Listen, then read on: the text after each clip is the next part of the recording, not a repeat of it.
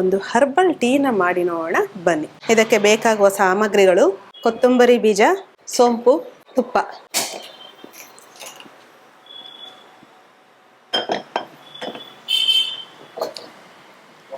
ಈ ಹರ್ಬಲ್ ಟೀಗೆ 1 ಲೋಟದಷ್ಟು ನೀರನ್ನು ತಗೊಳ್ಳೋಣ. ಈ ನೀರಿಗೆ ಅರ್ಧ ಚಮಚದಷ್ಟು ಧನಿಯಾ, ಹಾಗೆ 1/4 ಚಮಚದಷ್ಟು ಜೀರಿಗೆ, ಹಾಗೆ 1/4 ಚಮಚದಷ್ಟು ಸೋಂಪು. ಇದು ಚೆನ್ನಾಗಿ ಕುದಿಬೇಕಾಗತ್ತೆ.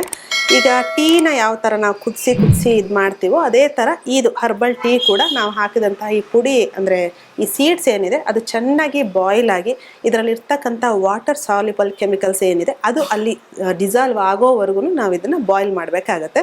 ಒಂದು 5 ರಿಂದ 6 ನಿಮಿಷ ನಾವು ಇದನ್ನು ಬಾಯ್ಲ್ ಮಾಡಿದ್ರೆ ಸಾಕಾಗತ್ತೆ. ಈಗ ನೋಡಿ, ಹರ್ಬಲ್ ಟೀ ಅಂತ ಅಂದಕ್ಷಣ ಕೆಲವು ಪ್ಯಾಕೆಟ್ಗಳಲ್ಲಿ ಬರುತ್ತೆ, ಅದನ್ನು ಜನ ಯೂಸ್ ಮಾಡೋದುಂಟು. ನಾವು ಪ್ರತಿ ಸಲ ಕೇಳ್ತೇವೆ, ಅದರಲ್ಲಿ ಇರ್ತಕ್ಕಂಥ ಇಂಗ್ರೀಡಿಯೆಂಟ್ ಏನು ಅಂತ. ಬಹಳಷ್ಟು ಮಂದಿಗೆ ಅದರಲ್ಲಿ ಏನು ಇಂಗ್ರೀಡಿಯೆಂಟ್ ಇದೆ ಅಂತಲೇ ಗೊತ್ತಿರೋದಿಲ್ಲ. ಯಾವುದ್ಯಾವುದೋ ಕೆಲವೊಂದು ಸೈಡ್ ಎಫೆಕ್ಟ್ ಇರ್ತಕ್ಕಂತಹ ಇಂಗ್ರೀಡಿಯೆಂಟನ್ನು ಸಮೇತ ಅವರು ಯೂಸ್ ಮಾಡೋದಿದೆ. ಹಾಗಾಗಿನೇ ನೀವು ಯಾವುದೇ ಥರದ ಹರ್ಬಲ್ ಟೀ ಕುಡಿಯೋದಿದ್ರೂ ಕೂಡ ಅದರಲ್ಲಿ ಯಾವ ಇಂಗ್ರೀಡಿಯೆಂಟ್ ಇದೆ ಅದು ನಿಮ್ಮ ದೇಹಕ್ಕೆ ಅನುಕೂಲ ಆಗುತ್ತಾ ಇಲ್ವಾ ಅನ್ನೋದನ್ನು ನೀವು ನೋಡ್ಕೊಳ್ಬೇಕಾಗತ್ತೆ. ಇಲ್ಲಿ ನಾವು ಯೂಸ್ ಮಾಡಿರ್ತಕ್ಕಂಥದ್ದು ಒಂದು ಧನಿಯಾ ಸೀಡ್. ಧನಿಯಾ ಸೀಡನ್ನು ಆ್ಯಕ್ಚುಲಿ ತುಂಬ ಅಂದರೆ ದೇಹಕ್ಕೆ ತುಂಬ ತಂಪು ಕೊಡುವಂತಹ ಒಂದು ಸೀಡ್ ಇದು. ನಿಮ್ಮಲ್ಲಿ ಏನಾದರೂ ಪಿತ್ತ ಜಾಸ್ತಿ ಆಗಿದರೆ ಹಿಂದೊಂದು ದಿನ 1 ಲೋಟ ಬಿಸಿ ನೀರಿಗೆ 1 ಚಮಚದಷ್ಟು ಧನಿಯಾನ ಹಾಕಿ ಮುಚ್ಚಿಟ್ಟು ಬೆಳಿಗ್ಗೆ ಖಾಲಿ ಹೊಟ್ಟೆಗೆ ಅದನ್ನು ಸೋಸಿ ಕುಡಿಯೋದ್ರಿಂದ ನಿಮ್ಮಲ್ಲಿರ್ತಕ್ಕಂಥ ಪಿತ್ತದಂಶ ಕಡಿಮೆ ಆಗ್ತಾ ಹೋಗುತ್ತೆ. ಹಾಗೆ ಈ ರೀತಿ ಹರ್ಬಲ್ ಟೀ ಮಾಡ್ಕೊಂಡು ಕುಡಿಯೋದ್ರಿಂದ ಕೂಡ ಇಲ್ಲಿ ಪಿತ್ತದಂಶ ಏನಿದೆ ಅದು ಬ್ಯಾಲೆನ್ಸ್ ಆಗೋದಕ್ಕೆ ಸಹಾಯ ಆಗುತ್ತೆ. ಅದರೊಟ್ಟಿಗೆ ಡೈಜೆಸ್ಟಿವ್ ಸಿಸ್ಟಮ್ ಅಂದರೆ ಡೈಜೆಷನ್ ತುಂಬ ಚೆನ್ನಾಗಿ ಆಗೋದಕ್ಕೂ ಕೂಡ ಸಹಾಯ ಆಗುತ್ತೆ.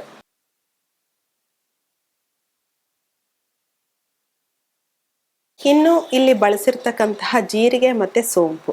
ಈ ಜೀರಿಗೆ ಮತ್ತು ಸೋಂಪು ಎರಡೂ ಕೂಡ ದೇಹದಲ್ಲಿ ಸ್ವಲ್ಪ ಪಿತ್ತದಂಶ ಅಂದರೆ ನಿಮಗೆ ಜೀರ್ಣಕ್ರಿಯೆಗೆ ಸಹಾಯ ಆಗುವಂಥ ಪಿತ್ತದ ಅಂಶನ ಸ್ವಲ್ಪ ಜಾಸ್ತಿ ಮಾಡಿ ದೇಹದಲ್ಲಿರ್ತಕ್ಕಂಥ ಫ್ಯಾಟ್ ಬರ್ನ್ ಆಗೋದಕ್ಕೆ ಕೂಡ ಸಹಾಯ ಮಾಡ್ತಾ ಹೋಗುತ್ತೆ.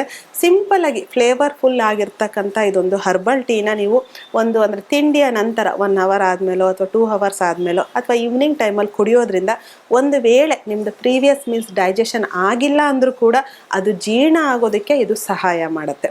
ಆಯುರ್ವೇದದಲ್ಲಿ ನಾವು ಹೇಳೋದಿಷ್ಟೇ, ಏನಂತಂದರೆ ಅಧ್ಯಶನ ಅಂತ ಹೇಳ್ತೀವಿ. ಅಂದರೆ ಪ್ರೀವಿಯಸ್ಲಿ ತಿಂದಂಥ ಆಹಾರ ಜೀರ್ಣ ಆಗೋದಕ್ಕೆ ಮೊದಲಾಗಿ ಮತ್ತೆ ನೀವು ಆಹಾರವನ್ನು ಸೇವನೆ ಮಾಡಿದರೆ ಅಲ್ಲಿ ನಿಮಗೆ ಅಂದರೆ ಫ್ಯಾಟ್ ಅಂದರೆ ಕೆಲವೊಂದು ಡಿಸೀಸ್ಗಳು ಬರ್ತಾ ಹೋಗುತ್ತೆ, ಫ್ಯಾಟ್ ಅಕ್ಯುಮುಲೇಷನ್ ಆಗ್ತಾ ಹೋಗುತ್ತೆ. ಹಾಗಾಗಿನೇ ಆ ಜೀರ್ಣ ನಾವು ತಿಂದಂಥ ಆಹಾರ ಜೀರ್ಣ ಮಾಡ್ಕೊಳ್ಳೋದು ಬಹಳ ಮುಖ್ಯ ಆಗುತ್ತೆ. ಈ ಟೀ ಏನಿದೆ, ನಾನೀಗ ತೋರಿಸ್ತಾ ಇರ್ತಕ್ಕಂಥ ಹರ್ಬಲ್ ಟೀ ಏನಿದೆ ಅದು ನಿಮಗೆ ಜೀರ್ಣಕ್ರಿಯೆಗೆ ತುಂಬ ಸಹಾಯ ಮಾಡುವಂಥದ್ದು. ಈಗ ಇದು ಚೆನ್ನಾಗಿ ಕುದ್ದಿದೆ, ಇದನ್ನು ಸೋಸ್ಕೊಳ್ಳೋಣ. ಈಗ ಇದನ್ನು ಸೋಸ್ಕೊಳ್ಳೋಣ.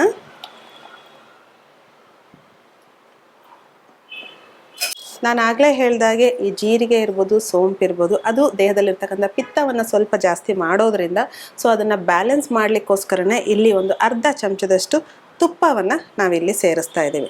ಯಾವುದೇ ಥರದ ಪಿತ್ತದಂಶ ನಿಮ್ಮಲ್ಲಿ ವೇರಿಯೇಷನ್ ಇದ್ದರೂ ಕೂಡ, ಈವನ್ ವಾತ ವೇರಿಯೇಷನ್ ಇದ್ದರೂ ಕೂಡ ಅದನ್ನು ತಡೆ ಹಿಡಿಲಿಕ್ಕೆ ಇದು ತುಂಬ ಸಹಾಯ ಮಾಡುತ್ತೆ. ಇತ್ತೀಚೆಗಂತೂ ಅಮೇರಿಕಾದಲ್ಲಿರ್ಬೋದು ಅಥವಾ ಕೆಲವೊಂದು ವೆಸ್ಟರ್ನ್ ಕಂಟ್ರಿಗಳಲ್ಲಿರ್ಬೋದು ಗೀ ಟೀ ಅನ್ನೋದು ತುಂಬ ಪಾಪ್ಯುಲರ್ ಆಗ್ತಾ ಇದೆ. ಟೀಗೆ 1 ಚಮಚ ತುಪ್ಪವನ್ನು ಹಾಕೊಂಡು ಕುಡಿಯೋದು. ಆ ಟೀಗೆ ಹಾಕಲಿಕ್ಕೆ ಬದಲಾಗಿ ನೀವು ಈ ಹರ್ಬಲ್ ಟೀ ಏನಿದೆ, ಈ ಹರ್ಬಲ್ ಟೀಗೆ ನೀವು 1 ಚಮಚ ತುಪ್ಪವನ್ನು ಸೇರಿಸಿ ಕುಡಿಯೋದ್ರಿಂದ ನಿಮ್ಮ ದೇಹದಲ್ಲಿರ್ತಕ್ಕಂಥ ವಾತ ಪಿತ್ತ ಕಫನ ಬ್ಯಾಲೆನ್ಸ್ ಮಾಡಲಿಕ್ಕೆ ಸಹಾಯ ಮಾಡುತ್ತೆ. ಅದೇ ರೀತಿ ದೇಹದಲ್ಲಿ ಜೀರ್ಣಕ್ರಿಯೆ ಜಾಸ್ತಿಯಾಗಿ ಫ್ಯಾಟ್ ಬರ್ನ್ ಆಗೋದಕ್ಕೂ ಕೂಡ ಸಹಾಯ ಮಾಡುತ್ತೆ.